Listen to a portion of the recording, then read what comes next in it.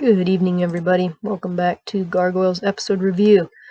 Well, today's a big day. We've got the last part of the last episode of Awakening. So it'll also be our 10th episode. So without further ado, welcome back. This is the final half of the final episode of Gargoyles Awakening Part 1 through 5. We're about to see how the face-off between the clan and an assortment of surprising antagonists goes. In the first half of the episode, we found that Santos isn't the savior we thought he was. He's also discovered the gargoyles aren't as easy to wrangle as he thought they'd be. Don't miss the first half of Awakening Part 5's episode review, so you can go watch it or read it. As usual, spoilers are in the 2020 moments. Info from Ask Greg is in the According to Greg areas. Antagonists and more antagonists. There's another iconic picture of Xanatos as he sort of materializes out of the darkness. Amazing animation here. It's like he's one with the dark. Speaking of Xanatos, we open as he steps out of the darkness. He's in the dim great hall, standing with Owen before a row of 5 cloth-draped figures. Are those wings under the drapes? It's nice lighting in that picture with the 4 lights shining down on the 5 figures. For reference sake, Santos isn't even 6 feet tall. These are impressive machines. He's saying how the gargoyles have outlived their usefulness. You can't count on their loyalty. I'd say he's jumping to conclusions slightly if I didn't know Goliath's shift in allegiances. Even though Santos doesn't know Elisa discovered his scheme and has blabbed it to Goliath, by intuition or educated guess or experience, Santos knows he needs to take the initiative.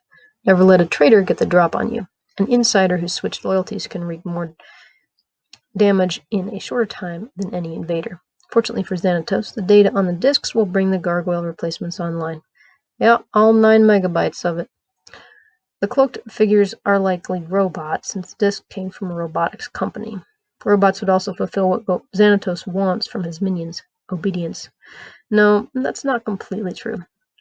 Santos wants obedience, yeah, but he values loyalty more. Look at his relationship with Owen. The majordomo can voice opinions contrary to his employers, think for himself, and even get snippy.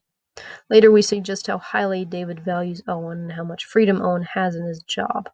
Owen genuinely respects David and vice versa. This is anything but the usual antagonist and sidekick/minion relationships. At times, Owen even acts as advisor.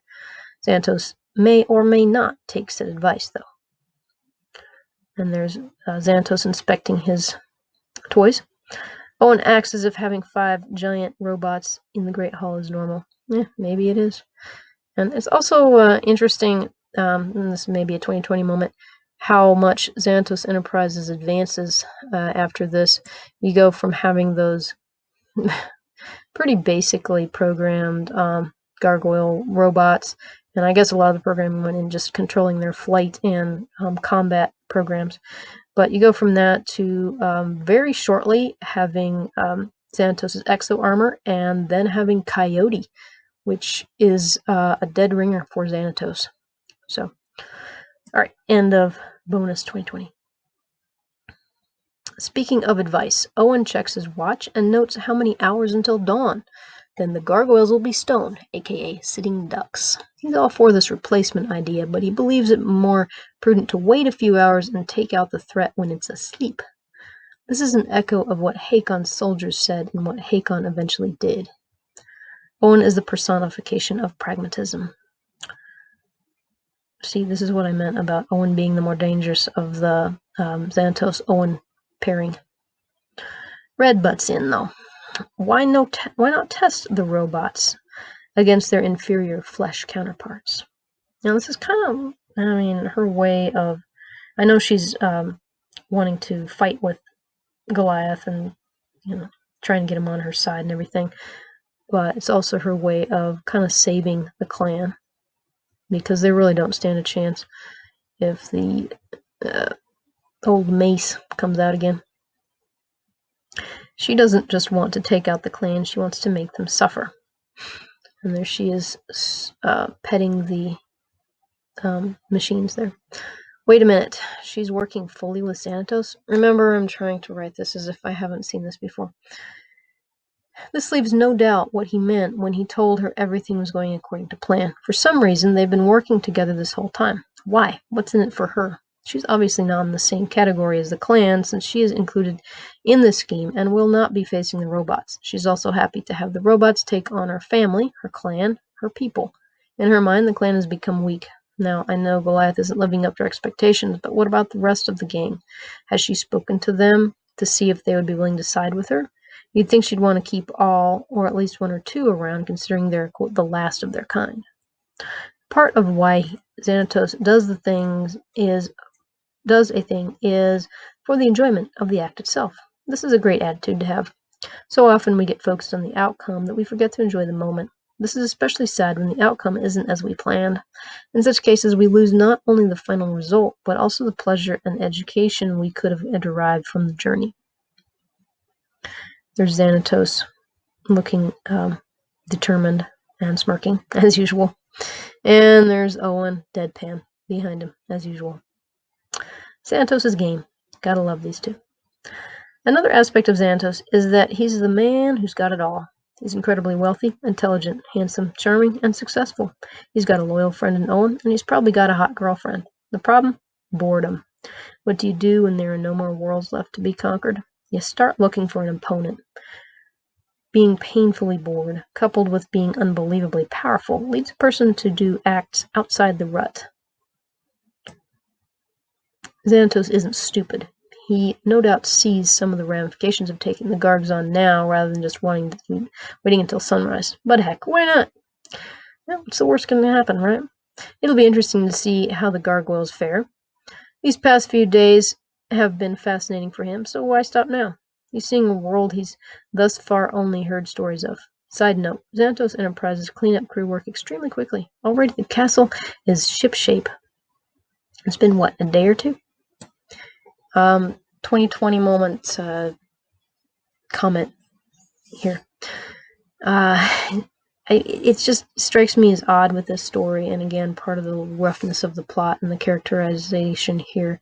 They haven't quite got everybody locked in to what they'll become later. But, okay, Xanatos pays an astronomical amount of money, goes through just tons of hassle to get these gargoyles awakened. But the second that they're kind of, being their own animals, their own creatures here, doing their own thing, he decides, well, we'll just have to kill them all.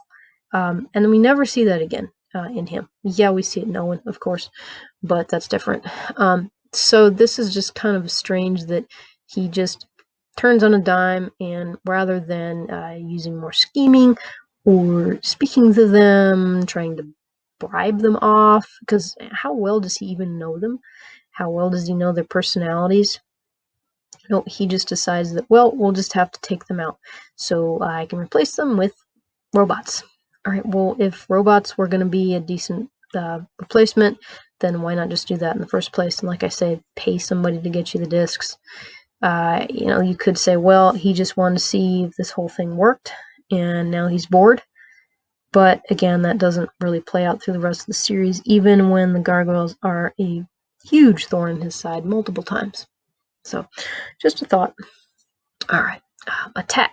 We aren't really sure what Goliath is going to do, because Santos and company rolled the highest initiative and are on the offensive. The trio discovers this as a laser beam blasts through one of their Chinese takeout boxes.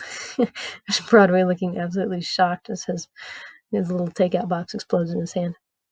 The way to a Garg's heart is through his stomach, or his sternum.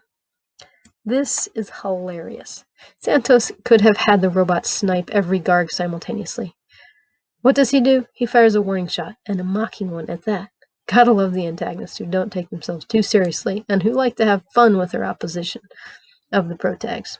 At first we think this is just a laser rifle shot, like in the first fight at the castle. Then we cut to a laser on the wrist of a robot that is a perfect replica of Goliath, right down to the frown.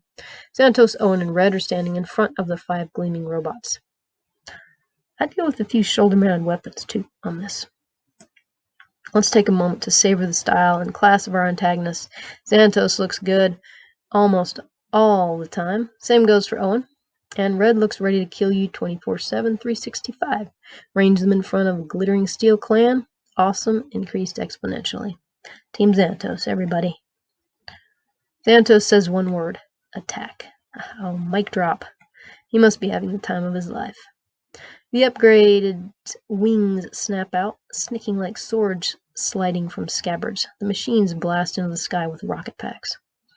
I hate robots normally, but I'd like a set of these. This launches a dogfight that takes out Lex and Broadway. Bring out your dead, or wounded. Goliath swoops in to save Brooklyn at the last moment. That's some fancy gliding there, Goliath. Yeah, there's a lot of things that look a lot like flying in this episode. Santos is enthused, to say the least. He's not jumping and fist pumping like episode 2, but he's having a blast. Ha, pun. What did I tell you, Owen? A vast improvement. They're steel instead of stone, they don't sleep during the day, and they can fly instead of glide, and best of all, they're 100% obedient. It's nice when a plan comes together. Owen is still not looking impressed. He's not looked impressed during this entire fiasco. Owen doesn't even bother to reply. Here's my bland headcanon.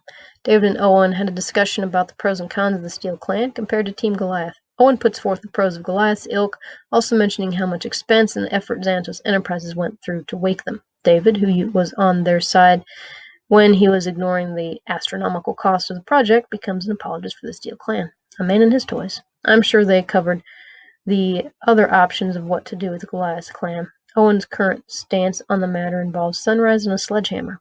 Santos wants to use them. Well, at least to test out his machines.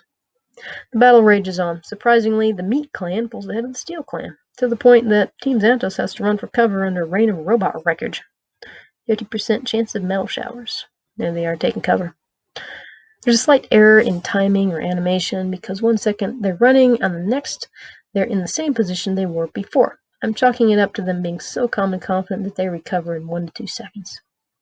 Santos eats crow, but he's not upset, taking it in stride. My Steel Clan isn't performing as well as I'd hoped.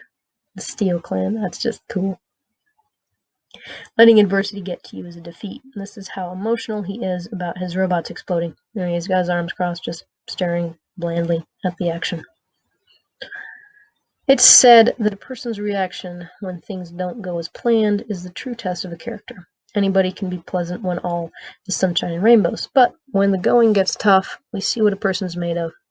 In any other animated American and most Asian series, the villain would be yelling and cursing. He'd be taking out his wrath on his subordinates, and then he'd be grabbing his weapons and launching into a rash attack that will get him defeated. Not Xanatos.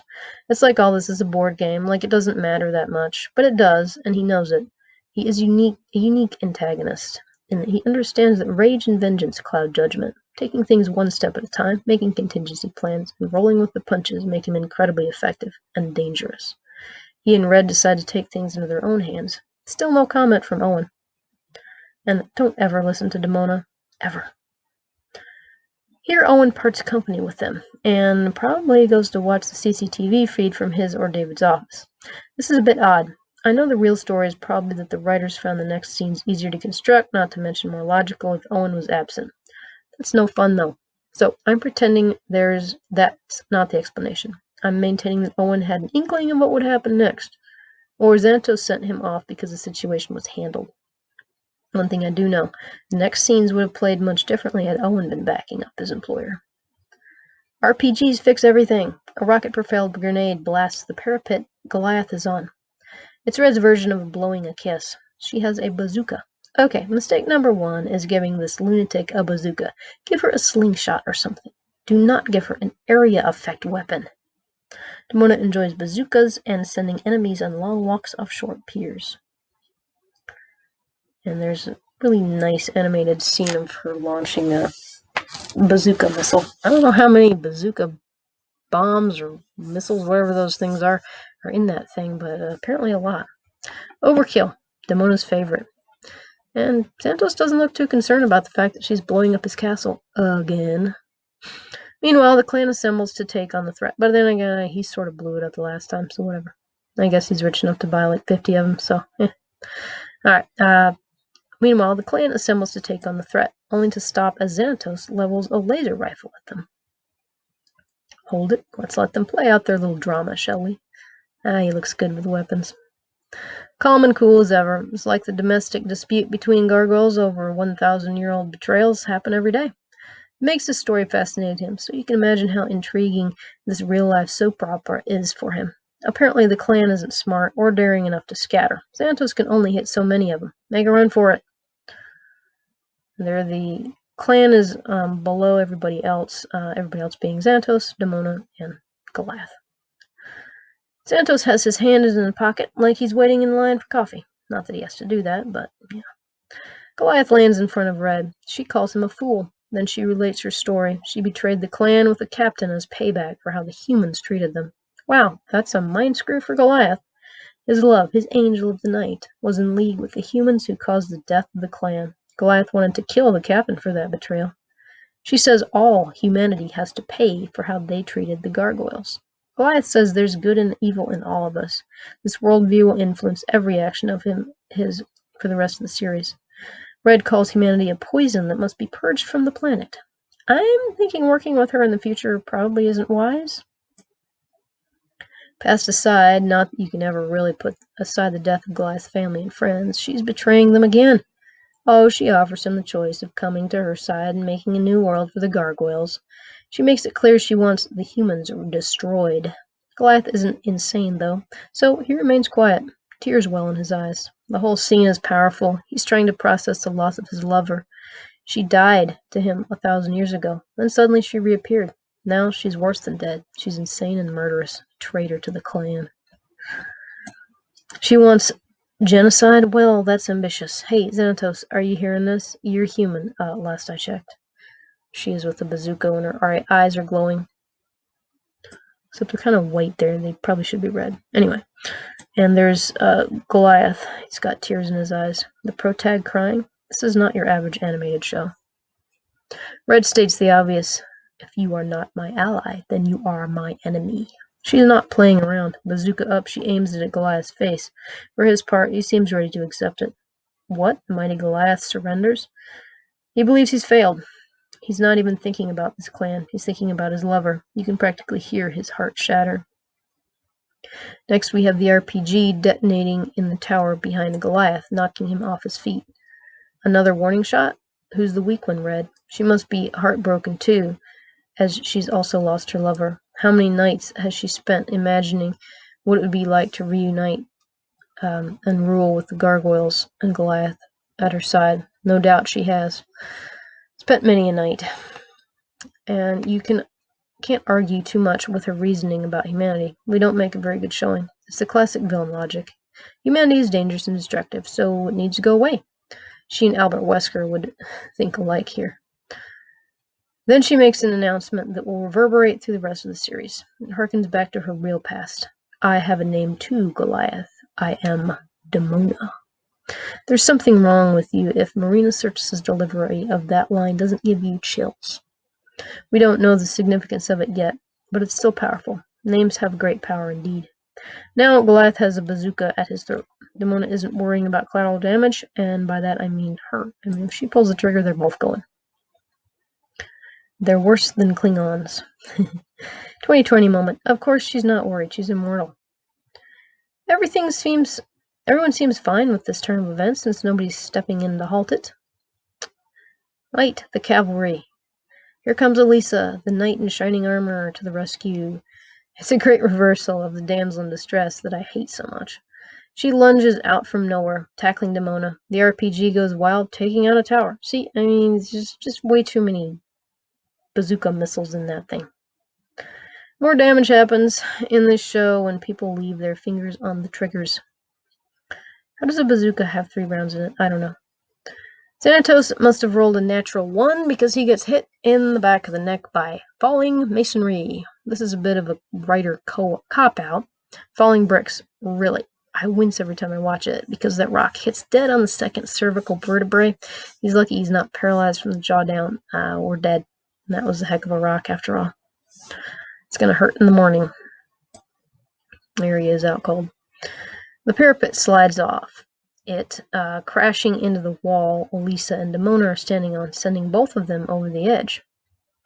Timber! I didn't know how any of the castle survives this. Yeesh, people are going to just stop walking past the eerie building, given how often chunks of stone rain from it. That alone is going to be a PR disaster for Santos Enterprises. Goliath has to save one of them, or so the writers want us to believe. They hope we forgot about Demona's wings. Goliath grabs Elisa. Life for life. The animators cover the writers by having some masonry fall down on Demona, supposedly knocking her out, I guess. Man, that masonry. Goliath has time to land with Elisa, look down, and react to seeing Demona still falling. There's time to grab her, since he could fall faster than gravity previously. But that's a beautiful scene where he's roaring with his arms and wings outstretched. But wait. Well, that escalated quickly. Now both antagonists are down. Owen is nowhere to be seen, still. Goliath is pissed, and rightfully so. He turns to the closest target, which happens to be David, who's regaining consciousness after nearly having his spinal cord severed and his vertebrae crushed. And there's Goliath's hand on David's collar. And well, that's not good. Now, he's dangling by his shirt collar over the edge of the building. His building, facing an enraged gargoyle. Not how you want to come to. And this night started so well.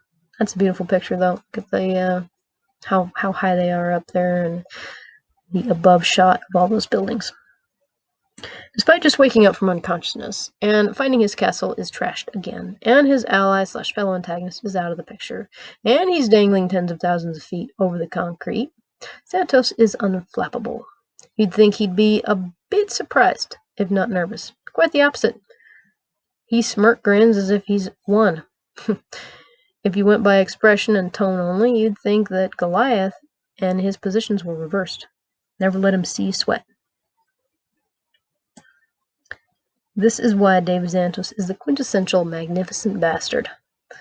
This is why he has TV tropes named after him. Santos Speed Chess, Santos Gambit, Santos Roulette, etc. And do go to TV tropes and read about the magnificent bastard and all those other Santos tropes. They're very good. Bottom line, David Santos does not freak out. He's wise enough to know that freaking out doesn't help anything. What you need during times of crises are a calm mind and critical thinking skills. Let other people run around in a panic. He'll step up and take control instead.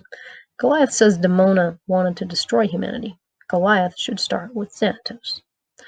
The scene resembles Hakon and Goliath's first meeting. While Hakon pulled a sword and slashes, Santos uses something better, words. David half eggs him on, half accuses him of being ungrateful. Go ahead. Without me, you'd still be gathering moss.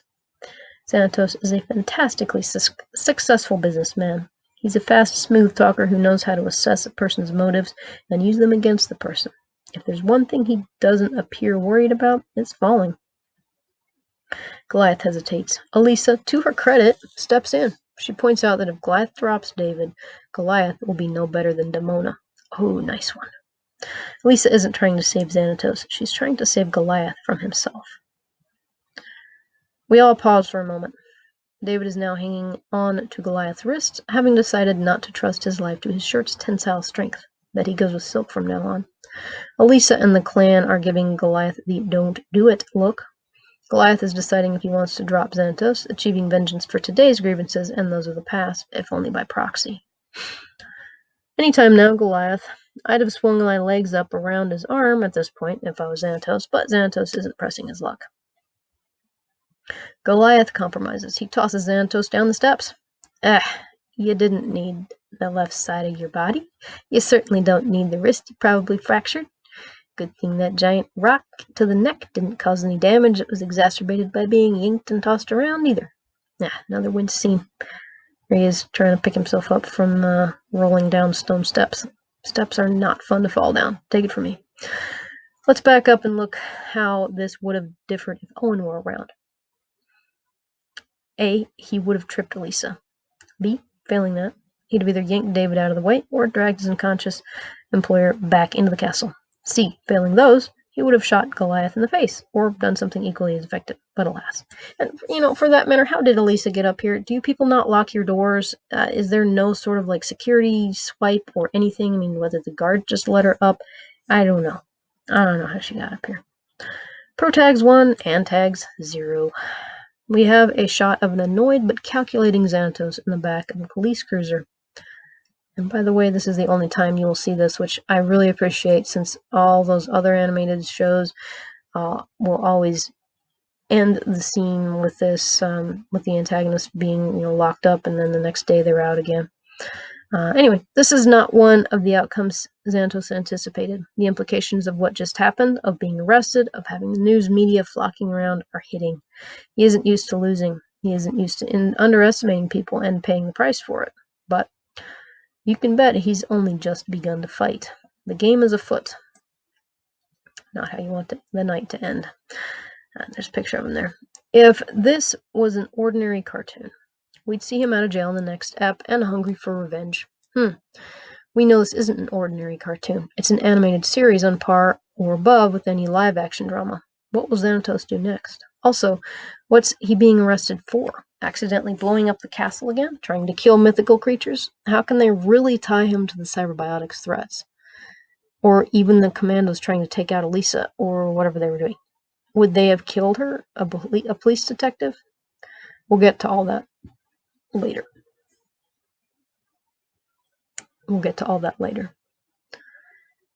And, I mean, honestly, to get a warrant, I think that would take a decent amount, because a warrant actually says what you're looking for and where you can look for it. That's not just a blanket search. And also, that getting dirt on anyone as rich as Xanatos and as powerful as he is not easy. We've seen fairly recently, or at least in the last few years, rich and powerful people do things that are far more morally reprehensible than what he did, things that are downright unspeakably disgusting. But apparently that's different in this world. Alright, so 2020 moment. I can only imagine Owen sighing and frowning in disappointment, frustration, and anger when he sees David fall to Goliath. What's going through Puck's mind, though? He likes David a lot. No doubt Puck thought this little test of flesh against steel was hilarious. The fact that David went this route versus Owen's suggested sledgehammer route is part of why Puck likes hanging out with him. Now it's all falling apart. Damona is missing. There are cops all over the place. David has been arrested. What? Owen is probably fending off reporters while dealing with the police. The fallout from this little misadventure is going to be a major headache for Team Santos. How dare these upstart Gargs from 1,000 years ago make extra work for Owen/Puck? Still, the outcome was anything but dull. And what of Damona? Surely we haven't seen the last of her. She's a dangerous villain, one the writers don't throw away. The protags have their obligatory all's well reunion. They're the big damn heroes. Elisa appears to have had a great time. Yeah, laugh it up while you can. We end with a shot of the Erie building from below, which still belongs to David Xanatos. How do the Gargs think they're going to continue living there? We'll see. And that will set this show apart from episodic cartoons that don't even try to court reality. It's a magnificent tribute to Santos Enterprises. No crazy airships here. That is a beautiful building. I love it. Final thoughts. What a finale. Definitely not a predictable end. Did the writers keep their promises? Yes. Do we want to see more? Yes. Best of all, they've set the stage for many an intense run-in with antagonists. We have compelling reasons for protags and antagonists to face off again. And what amazing antagonists we have. There are plenty of threads loose, which gives the writer plenty of material to keep weaving the narrative. Yet I feel satisfied as a viewer after watching the finale. Satisfaction and hunger for more episodes exactly where you want the audience. There's a picture of the sunrise up over the skyline. A new day dawns. A good day for some and a bad day for others. So, what about you? When you first watched it, did you guess what would happen? Any headcanons? Comment. And go check out episode 5, 6, I guess. Thrill of the Hunt. We'll get a few answers to the questions Awakening posed. And you can, of course, comment on the blog or here. Remember to like, subscribe, share, do all the things. Thank you so much for listening. I hope you enjoyed these first 5 episodes, or 10 episodes if you go by the videos. And I hope you tune in for the rest of them. Got a lot more to come. Again, thanks for watching, and we'll catch you in the next one.